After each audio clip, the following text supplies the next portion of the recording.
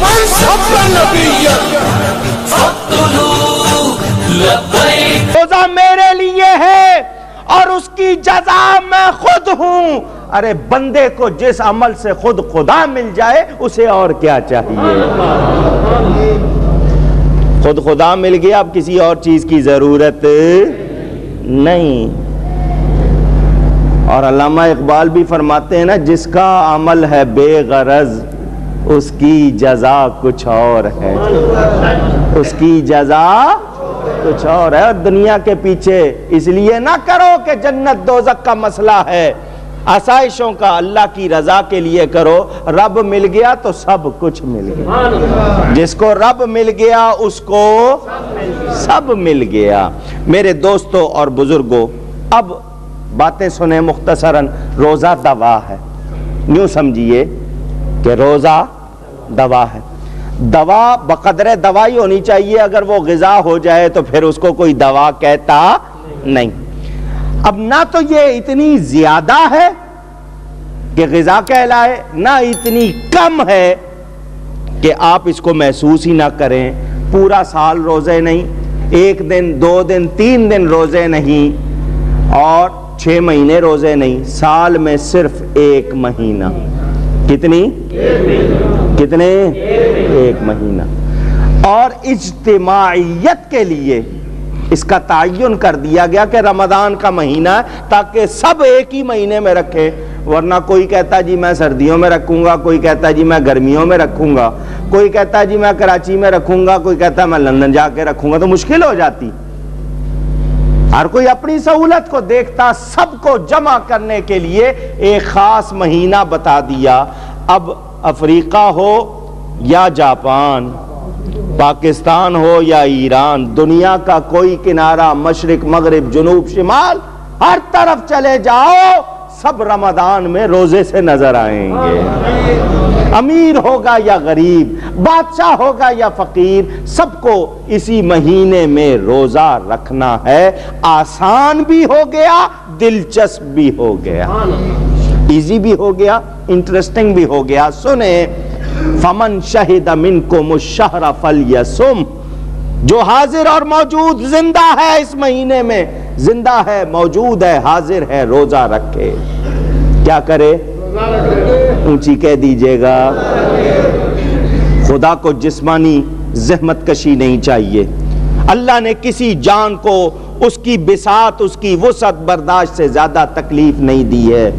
سنیں، اللہ فرماتا ہے یرید اللہ بکم اليسر ولا یرید بکم العسر، اللہ تمہاری آسانی چاہتا ہے، مشکل نہیں چاہتا۔ کبھی نہ سمجھنا کہ یہ مشکل ہے، ہماری آسانی ہی آسانی ہے، ہمیں سمجھ نہیں آتی تو سمجھنا چاہیے۔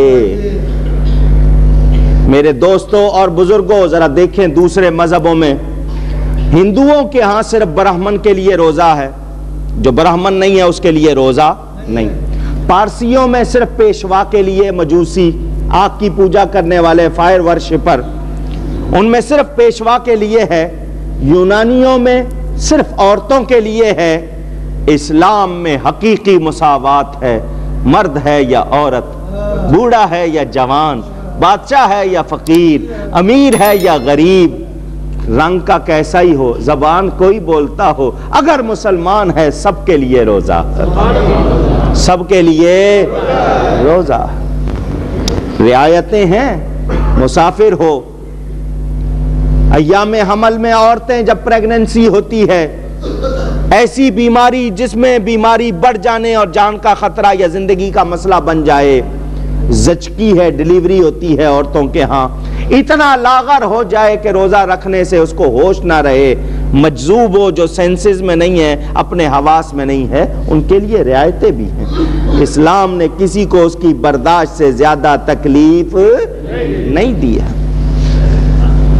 اور سنیں، اسلامی احکام میں، اب میں یہ بات کروں گا کیونکہ شرعی بات ہے، آپ کو منع کیا روزے کی حالت میں کھانا پینا نہیں، عورت کے قریب نہیں جانا، لیکن روزہ افطار ہو جائے تو پھر یہ پابندی نہیں۔ پہلے مذاہب کو دیکھیں، ان میں ہاں مسلسل روزہ، کسی کے ہاں 24 گھنٹے کا روزہ، کسی کے ہاں ایک ہفتے کا روزہ، کسی کے ہاں 3 دن مسلسل روزہ، اسلام میں ایسا نہیں ہے۔ فرمایا تسحروا، حکم دیا نبی پاک صلی اللہ علیہ وسلم نے، تسحروا فإن فی السحور برکہ، سحری کیا کرو تمہارے لیے سحری میں برکت ہے۔